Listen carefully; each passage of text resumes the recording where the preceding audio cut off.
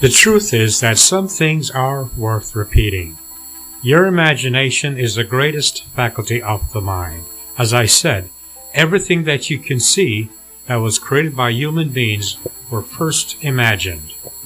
One of the biggest problems, at least for me, I think, is that we don't think big enough. Enlightened people send their children to schools to learn how to become better human beings, hence the need for liberal arts colleges. Others, of course, educate their children to be workers. In other words, they become workers, and that does not require imagination or a lot of creativity. So their children go to school to be workers, laborers. It is my belief that a well-educated person with an active imagination, bolstered by discipline and creativity, can never starve. Plus, and this is a big plus, they will almost always choose to do what they love. Making money, doing what you love, is the ultimate goal for all enlightened people. Wouldn't you agree? Here I am walking the grounds of Sandy Bottom in Virginia, yet with your imagination you too can be walking these very grounds as well, with imagination. As a child, I used my imagination quite a bit. I imagined being in Europe before I ever set foot in England or Spain or Italy. I imagined being there. I imagined flying over the massive space called the Sahara Desert. And I did fly over the Sahara Desert.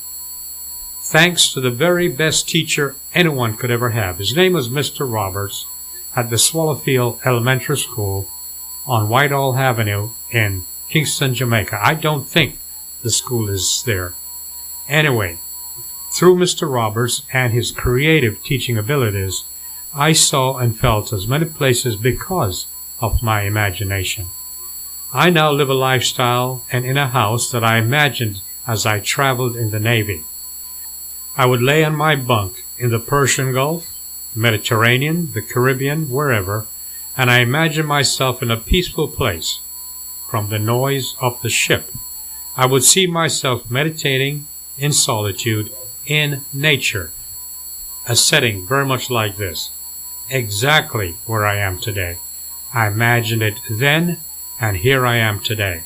As I said, sometimes we don't think or imagine big enough. The host of a TV show called Soul Train was asked once what he did to prepare himself to interview celebrities on his show. He said that as a child in his living room, he would imagine interviewing famous people. So, when it happened, it was as if he had always interviewed them, because he had exercised his imagination back then. I hope you're enjoying the visuals of this autumn evening in Virginia.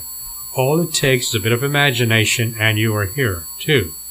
But on we go. I believe that for imagination to work, it has to be active imagination, not just wishful speculation. For example, to say arbitrarily, I wish I had $1 million. That may very well be wishful thinking. On the other hand, imagine yourself having the funds to have a certain feeling. Your feelings is extremely important to enjoy active imagination. Please don't ever underestimate your feelings. Your feelings is the secret to everything having to do with your happiness and satisfaction in life. So, having enough money to give you a feeling of security and to fulfill your needs may not require $1 million. In other words, taking the two factors of greed and the desire to brag to your neighbor, if you take those factors out of the equation, then you will see that you don't need $1 million.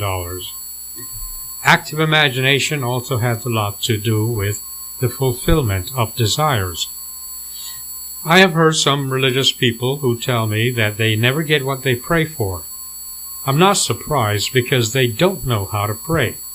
That's just my opinion, of course. And this is what it is. I also believe that they do not know the purpose of prayers. But before I get into that, let me clarify that even though I acknowledge the existence of intelligence in this universe, Some people call that intelligence God. I personally have no use whatsoever for religion. I believe that it makes no difference in who or what you believe. It is the faith in the outcome of your request that is important. Jews, Baptists, atheists, agnostics, tree huggers all have equal access to God.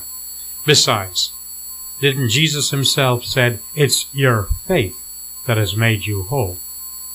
Therefore, a prayer is simply a means of concentrating meditation in a permanent desire based on your feelings. Here again, most people don't know how to pray. For example, to pray for money is analogous to being on a beach somewhere and praying for sand while you're sitting on that beach. There is more than enough money in this world. I believe that. Perhaps one needs to define one's needs, and they should then pray for the wisdom to access the money they need. In other words, be specific. Don't pray for money, pray for the wisdom to get that money. In all things, however, it is your feelings that matters. As Oprah said, you may not remember a person's name, but if they made you feel good about yourself, you're not likely to forget them. So, active imagination is all about creating the Eden, that Eden in your mind, your Eden in your mind, regardless of where you are. That feeling of happiness and true satisfaction, of peace within yourself. A man was asked what his secret was for his frequent and intense affection towards his wife after 20 years of marriage. He said his secret is his imagination. While he was with her, he was free to exercise his imagination by thinking of his wife being anyone he wanted to. If women only knew that men sometimes think about other women while they're with them.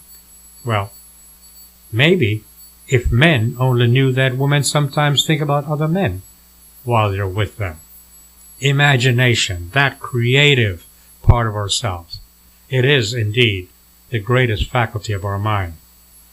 I read somewhere that Thomas Jefferson's favorite thing to do was sit in his favorite chair and read the classics in Greek as he exercised his imagination.